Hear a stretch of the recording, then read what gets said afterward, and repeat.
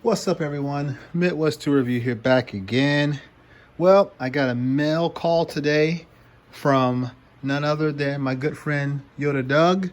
Yota and I did a well, if you guys follow Yota on Instagram, he put up a post that he was trying to pull together some funds. He had a bunch of tools that he didn't need or use anymore, and he was putting together some funds to buy a much larger toolbox. And I think he's already got that taken care of. I think he bought the box, but I'm not going to talk too much about that because he's probably got his own thing that he's going to do with that and roll that out to everybody. So I won't go into that in great detail. But I did pick up some tools to help him out, and I want to show you guys what I got. And also, he threw in some extra tools just because he's a great guy, and we're going to cover that too. So I'm not going to do the whole unboxing thing like that. I'm not going to do all that because I always struggle with it anyway. So I'm just going to show you guys what it is specifically that we got. So the first thing is we've got this indexable Proto ratchet. Now, this is something that I did pay for from him. And I bought this good old greenbacks. And here's your part number, USA made. There's everything you need to know about it. It is 3/8 drive. It's got the switch here so that you can turn it to the position that you want and go from there. I know there's several out there. I know the Snap-on makes one. I know there's a Blue Point one, and there's probably other manufacturers out there making these as well. But I really do like this one. When I first saw the posting for it, I knew that I had to have it. I really wanted it, and so I reached out to him and struck up a deal, and there you go. It does have the nice switch here, and I noticed something here. Maybe you guys know why, but I looked at the selector switch there, and I noticed some similarity with that and Mac. Let me see if I can do this side by side. You can see there that hopefully you can see that the selectors are very similar, if not almost exact. And I just rebuilt this ratchet here, the Mac ratchet, so I know that's you know, the current style. So I found that very interesting that that it had the same selector switch, and I don't know why. Maybe they're built by the same company or something to that effect, but nonetheless, I really like this ratchet. And you see there, it is a swivel, indexing swivel head ratchet. It's got the detents there with the ball. So it's got, let's see here, 1, 2, 3, 4, 5, 6, 7. So 7 positions that it can change from. I don't know what the angle is between positions, probably 15 degrees, maybe something to that effect. But really nice. And like I said, I have an indexing ratchet already, but that's only in quarter drive, which is this old Blue Point here. Actually, I have 2 of these, so if anybody's interested in one, I can send it out to you. And I've got a rebuild kit with it as well, but I only need 1. And this is pretty nice. It's pretty fine tooth. And I reached out to Snap-on and got a rebuild kit for the other one. But it's got the push button style, and really cool ratchet. When you need them, you need them. I guess it's one of those things, right? But this one here, I really liked it. So you guys know how I'm about ratchets. So that one's going into the box. Very happy to have it. Don't know where I'm going to put it at yet, but we'll figure that out later. From that, also picked up these Kimba made in Japan pliers. This is the only Japanese tool that I well, that's not true, because the Van plier tools are also Japanese, I believe. But yeah, I saw these. Doug showed me these, and so I had to grab these as well.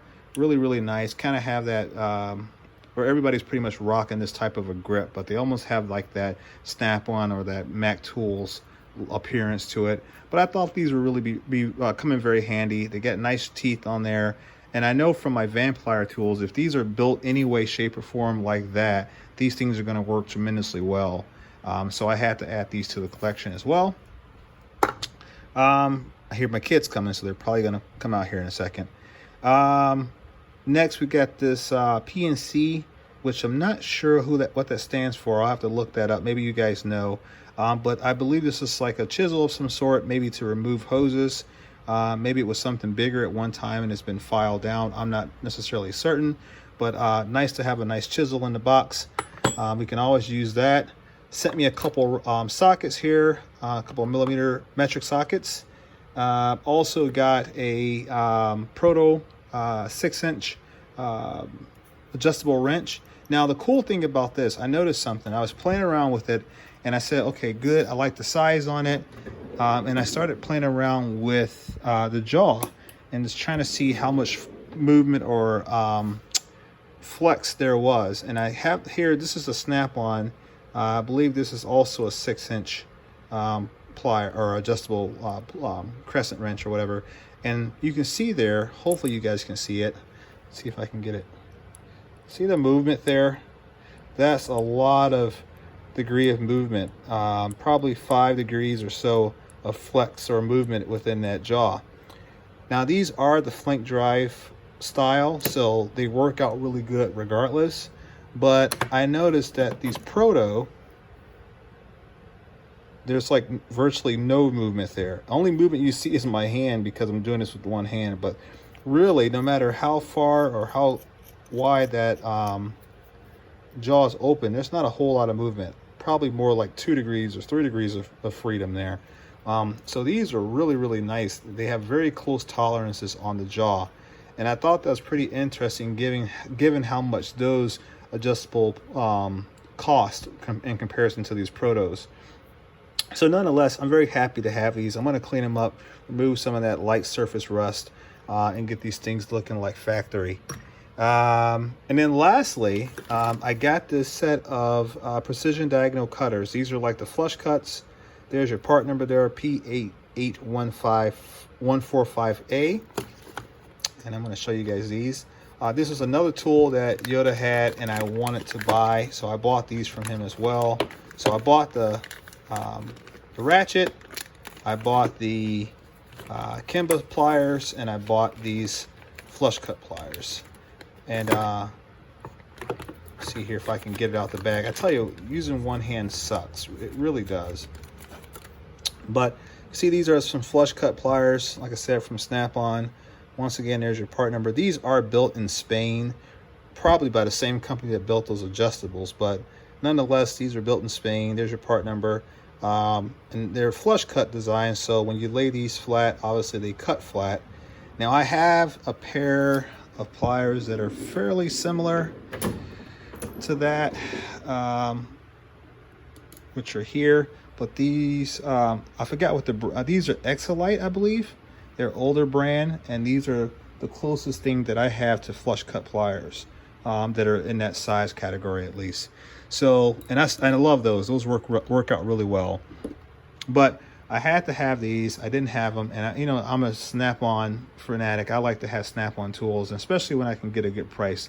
Yota worked out a really good deal on all of these tools for me that I thought was fair, and it was very cool to be able to support his mission to get a new box. So I really did want to do that. So I picked these up as well. So my plier collection is growing substantially faster than what I realized. I know there's been a lot of questions about my plier setup and the racks that I have. So just real quick, this plastic rack here, that's Snap-on. I don't know if you guys can see it, but that's a Snap-on rack there. And this one here is the wire style. That's also tools.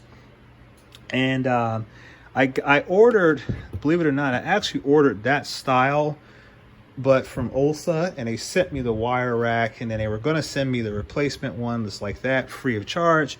I never got it, but also at the same, I was happy just to have the pliers in an organized manner, so I really didn't care so much.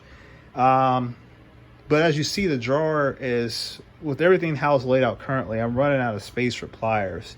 And I'm starting to have to turn them in this position here in order to make it work. So that being said, we've got 1, 2, 3, 4, 5, 6, 7, 8, 9, 10, 11. There's a few more down here, 12, 13, 14. I probably have another 20 or so pliers that need to go into a rack. I noticed that Tekton also offers a rack very similar to the Snap-on rack.